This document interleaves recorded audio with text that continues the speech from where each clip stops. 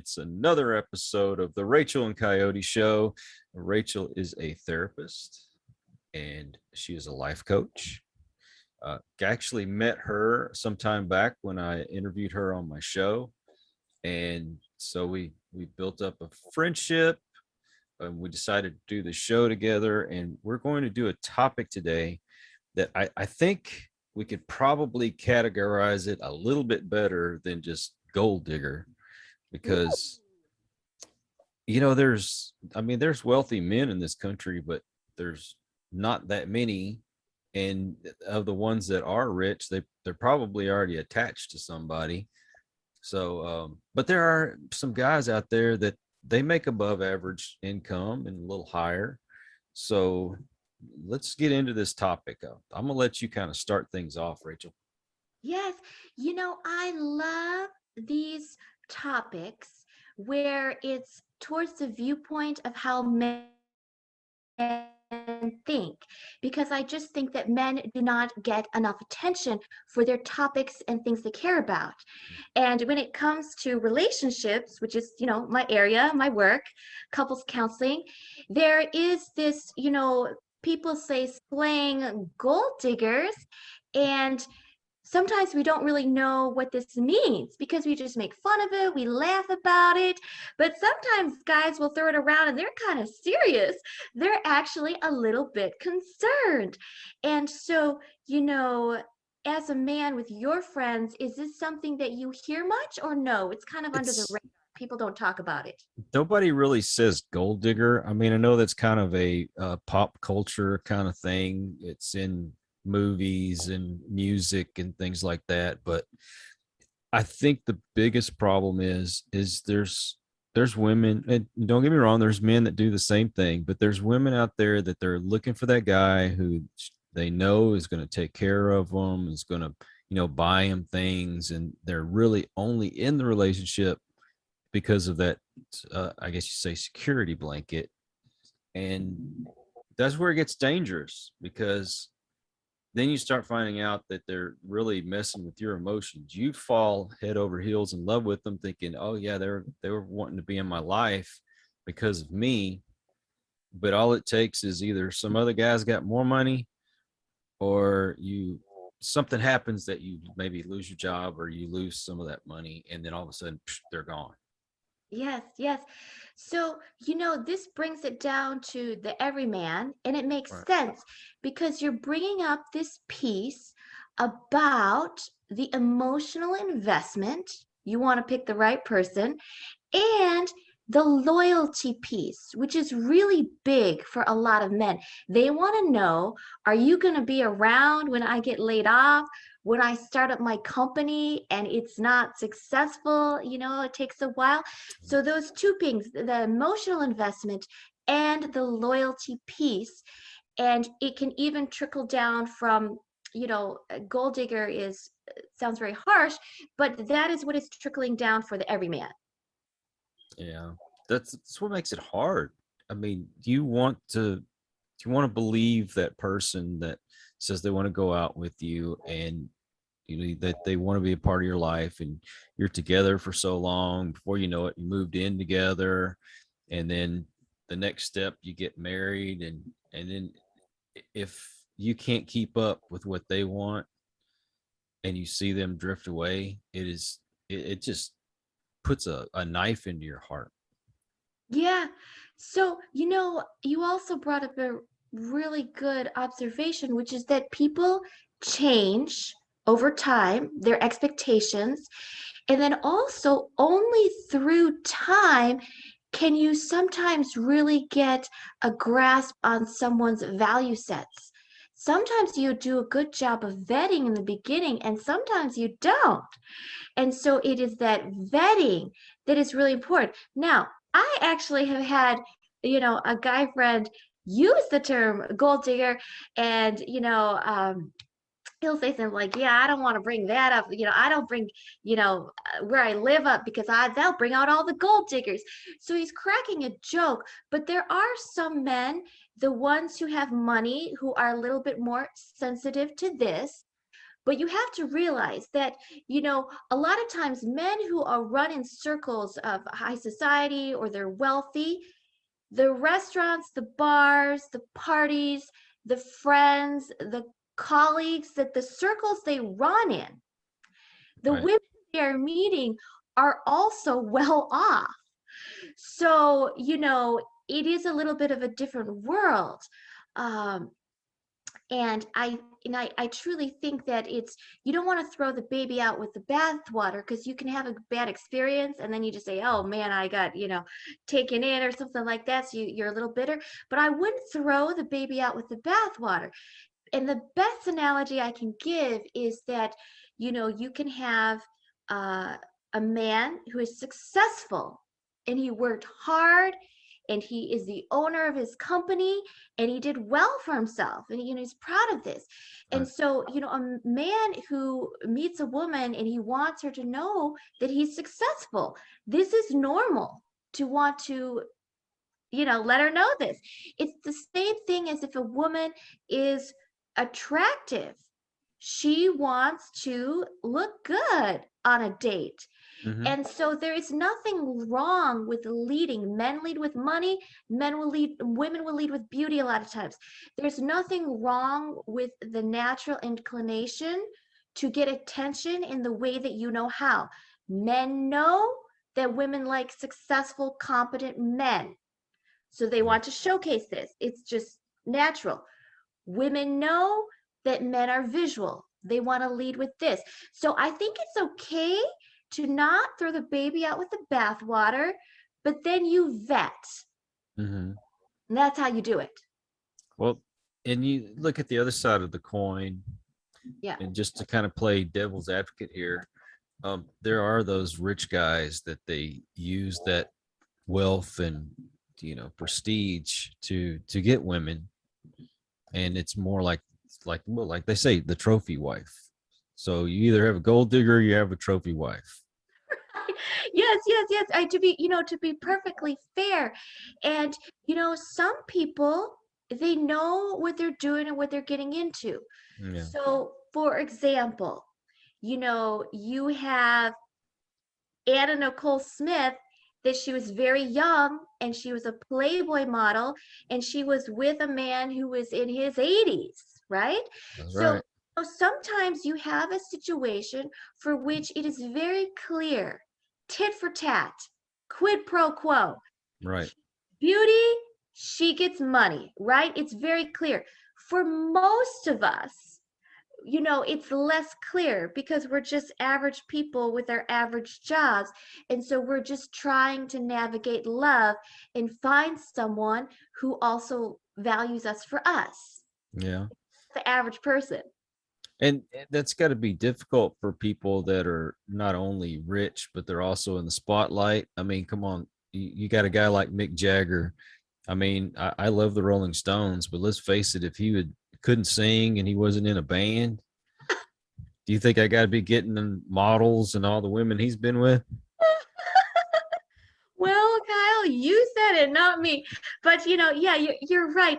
And so that is what I'm saying about do not throw the baby out with the bathwater. Be grateful for what you have, be thankful, be proud of it, and then you vet. you know and so I think we're talking about kind of apples and oranges in that you have Yeah. the individuals who are doing a quid pro quo, or men who lure women in with money but they're not serious about any of them, and you're like number 10 on the roster, and he's just rotating through you and you mean nothing to this man, right? He just has money to throw at it. So you have that category, and it's kind of rare, right? There's not Right. many people in those categories. Most of us are not Mick Jagger, right? Most of us are not in Playboy. So that's a very tiny, it is not representative of the average Joe and plain Jane. It's true. Then there's the rest of us. Yeah, I think that the average Joe goes out of his way to try to, get a woman. So I think they'll overextend themselves and put themselves in really bad debt just to get somebody with them. And then when they get in that hole they can't get out of, and that person leaves, they're devastated. They're like, well, you really only wanted me for my money. Yes, yes. So you bring up something really interesting, which in my work, I work with couples counseling. And so there is this very easy thing to do, which is to be very bitter. A lot of men have been through some crazy, insane divorces for Hmm. which they have paid out a lot, hundreds of thousands of dollars, and they're very bitter about it. And you certainly have the average Joe who is paying very high payments to an ex-wife, and they get very bitter about this. So I would say that, you know, I can understand feeling very burned, being very bitter, but you have to be careful. And if that is you, I honestly recommend finding yourself a good therapist because it will be very difficult for you to find love in that state of fear and untrusting. And you, in a way, just, I hate is too strong of a word, but you are so bitter and you think all women are like this. And so you are only going to have shallow relationships, sexual liaisons, nothing of depth because you're bitter. So I would say you need to get yourself to therapy because if you want the woman who's going to be with you when you're old, and you have the grandkids and you have a life and she's there for you when you're sick, and you want something of depth, not just dating around, getting what you can and ditching because you trust nobody. But if you want something real, it's going to be really difficult for you to have it if you hang on to that bitterness of your Yeah, exes. Yeah. this is true. I mean, my first marriage, I tried everything in the world to keep her happy, and I put myself in so much debt. I didn't think I was ever going to climb out of it, and I spent years just having money taken straight out of my check going to pay for things just so I could get them paid off. And after about 10 years, I got away from that. I won't do that again. I'll tell you that. You know, Yeah. she left me. The guy she's with now, I guess he's got money. Good for them. But I like the idea that the person I'm with now, we actually have a emotional connection. Money is just one of those things. If we got it and we can go spend it, like going out to eat or whatever, okay, we will. But we take care of the bills, all that kind of stuff, and just enjoy each other's company. You don't have to go out and spend a bunch of money. You know how much fun it is to get out and walk the river that's Yeah. maybe 20, 30 minutes from here, and there's the trees and nature, animals, birds, all that kind of stuff. And I know if I don't have money, she's not going to walk out on me. Yes, yes. So we circle back to those two things that were just so glaringly important that we Mhm. talked about in the beginning, which is the emotional and the loyalty. So for men, they are trying to attract, the best person that they can. And so they want to state that they are successful and they're also proud of it. So there's nothing wrong with that. But men, it is a really big thing for them, especially men who've been burned, but to be honest, all men, that they're looking for that loyalty. When I lose my job, when my business didn't take off, when I have a health issue and I lose my money, are you going to be there? That loyalty piece, and then that emotional investment that I tried to make you happy and it wasn't enough. So that can really burn a man when he tried and he with money. Men very much want to make women happy, especially a woman that they like or love. They Of want course. happy. And when they cannot, and the money wasn't good enough, it's not just about the money. It's that I could not make this woman happy. And that just digs at you. So that emotional piece and the loyalty. And that is why you vet, you know, to get past the superficial. Yeah. Because I'll tell you what, I mean, I've told you this story before. My first marriage, right after I had my heart attack and was trying to recover, my first wife just left. And now with Michelle, my wife I have now, I've had all these problems with my spine and different different body parts. I'm just falling apart. Oh, But instead of giving up on me, she's right there with me, helps me to do yeah. my physical therapy, to encourage me, if we need to make a decision about another procedure, whatever, she's always there. And yeah, I'm not making the money that I used to, but we're happy. Yes, beautiful, beautiful. So, I think that it's less this part about the piece about the gold diggers and men being concerned for their money. It's more an observation that's a little kind of out of the realm of most of us average. And so I think it's more what is relatable to every man and woman is this vetting piece. And so we can talk about that to be like, how do you vet a woman, whether you have a lot of money or a little bit of money, whether you're a Yeah, young guy, you're just starting out, or you're, you know, uh, you had a, catastrophic job situation or loss even as you're older. Like, how do you find someone that will stick with you, that loyalty that's the problem. piece? Yeah, and I mean, I'm not saying that there's not in the younger generation, but you find that more in the older generation, that there's people that won't, they know the meaning of a relationship. But you've got these guys that, and I don't know a lot of rich guys. I know a few, and when they're single, the worry is this woman gonna like me for me, or is she gonna like me for my money? I mean, that's got to be the number one worry. Yeah. It's But if you of course can find somebody in the same circle that's got pretty much close to the same amount of money as you do, I don't think I mean, it's not that big of a problem because they're not a gold digger. Right. Yes.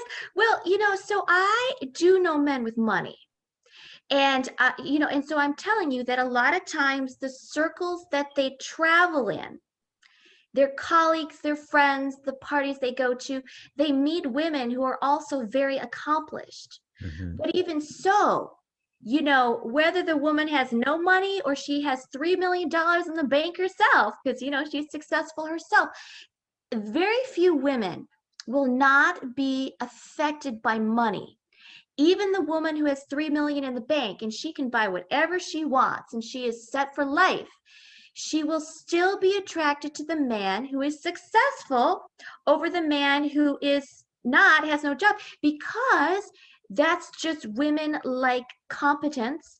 Competence is often translated to successful, successful in monetary terms. It's just what you can see. So it's the type of thing that it's always prevalent. It will never not be on the table, so to speak. It's never something that you can say women will never notice this. Now you have good women who will like you for you. Your Mm-hmm. business goes under, you lose your money in the stock market, and she'll stick with you. That is true. And so I think with the vetting, there's a lot of ways you can do it. But one is time. You'll see someone's character over time. And then two, you see how they react to very specific circumstances. So I'll just Yep. give you a small one. Let's say you just meet a woman and, on, one of the dates, she offers to leave the tip. Just to, like, oh, you're getting dinner, I'll leave the tip. And so you let her and you notice that she gives nothing. Like she's super cheap. And, any woman who's working, or if you go to dinner, you should be able to leave a tip. And also, if you didn't pay for dinner, you could even be a little bit more generous. And if maybe one time, maybe she didn't have like some cash in her wallet. So, it's not a end all be all, or she could have just been sort of just forgetful or bad at math. Like I myself am, not good at math. So it might have be very minor, Mm-hmm. but then you watch again. You watch, say she makes a derogatory comment about homeless people. So this is something to say about her values about others, not necessarily about money. The tip is something monetary. The comment about the homeless is your values. And so you start noticing these experiences and how she interacts and acts towards people and her attitudes about people and money. You got to put it together. How she thinks about people and how she thinks about money. They go together. They're never separate. You know what I mean? Right, right. So time and vetting. I just gave you one brief example. Well, and also, and I know this is kind of, I mean, it's along the lines, the same subject, but it's, I guess, would be reverse.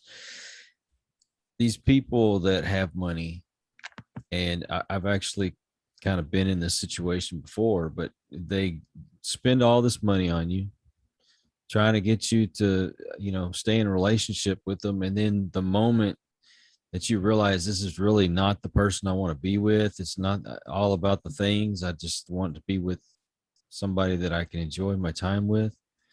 And then they get offended when you say, I'm sorry, I'm just not into it. Then, of course, then you get blamed for being a gold digger, even though that wasn't your intention in the first place. Mm.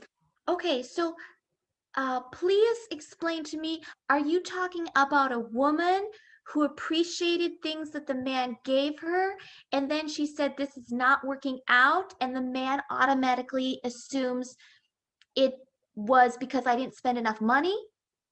Oh, no, it's more of the person that has the money, Mm, and they go out and they spend this money on somebody else, but the person that they're spending money on, after a while they're like, this is really not going to work out, and then they get blamed for being a gold digger, even though that wasn't the intention in the first place.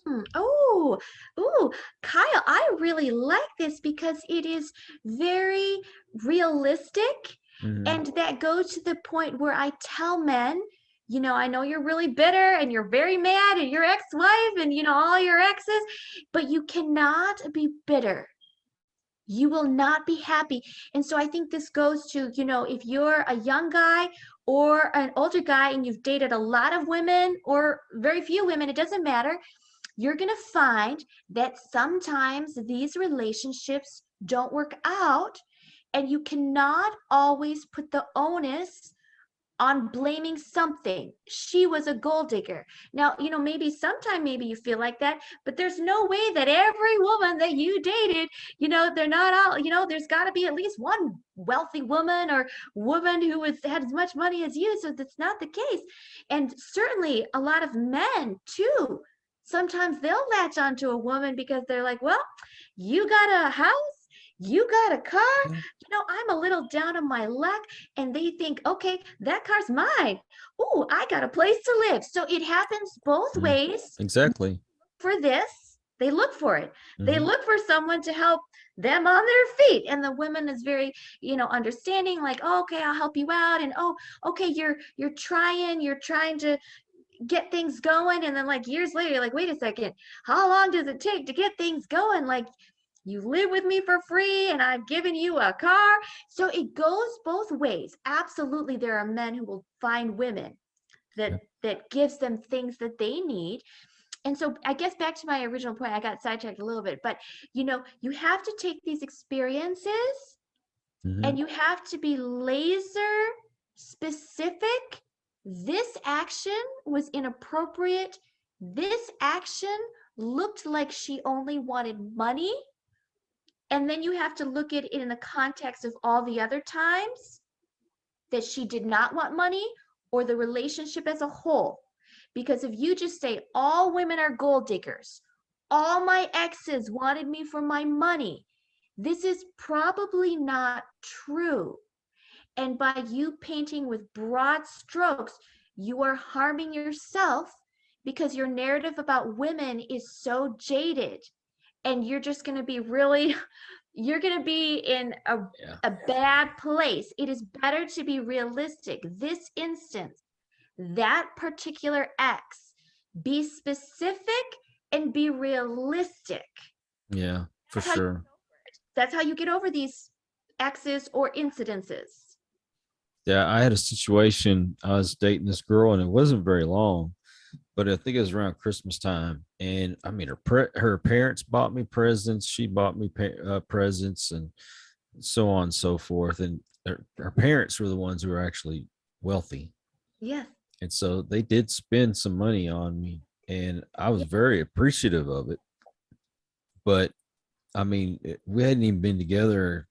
I mean, it was just dating. We hadn't been together that long, and she started talking about she was ready to get married, and I'm like, I'm not even close to being ready to get married. Boy, after that, she hated me, her mom hated me, her dad hated me. Like even the dog hated me after that. Yes, yes. You bring up background, and that is really important because, I have a girlfriend who grew up in high society. And so, people who actually have real wealth, it's a different world, and they're used to a completely, that we can't even relate to. Okay, the Right. people, the circles that they run in, and you just, uh so, certainly there's a difference between when you are scrappy and hungry and you made your own money and you did it yourself within, a few years.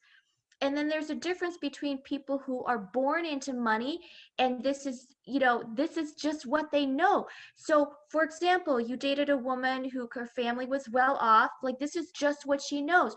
So for a woman to make a snide remark about, something, or say like, oh, but like, no, I only wear Louboutins, shoes, this is not a woman that you can automatically assume and make derogatory assumptions about, because to her this is normal.